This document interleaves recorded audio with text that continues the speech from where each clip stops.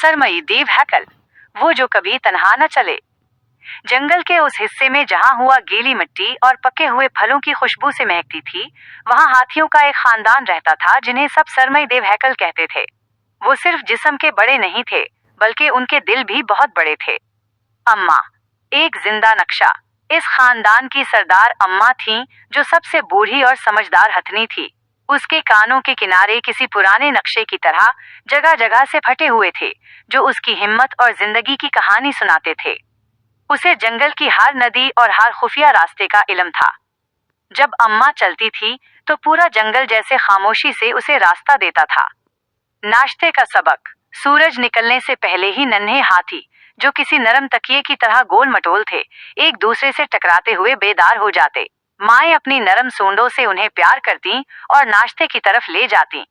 वहां उसूल बड़ा सादा था, अगर एक को मीठी घास मिली तो सब मिलकर खाएंगे।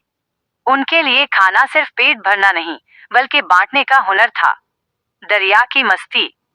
दोपहर की तपती धूप में ये खानदान नदी का रुख करता। यहाँ पानी पीना एक जश्न की तरह था। सूंडों से फवारे छूटते, नन्हे हाथी खुशी से चंघाड़ते और बड़े हाथी अपनों को नहलाते।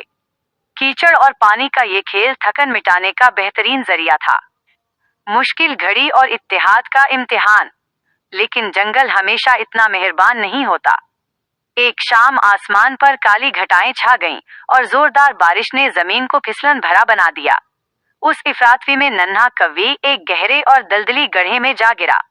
उसकी दर्द भरी पुकार ने पूरे खानदान को हिलाकर रख दिया।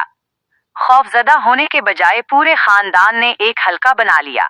अम्मा ने अपने पैर जमीन में किसी दरख्त की जड़ों की तरह गाड़ लिए। दो जवान हाथियों ने अपने दांतों से मिट्टी हटानी शुरू की। कव्वी की माँ ने अपनी सौंड उसके गिर्द लपेट ली, जैसे कह रही हो, घबराओ नहीं, मैं हूं ना। काफी जद्दोजहद के बाद जब पूरा खानदान एक जान हो गया, तो कव्वी को इस गड्ढे से बाहर निकाल लिया गया।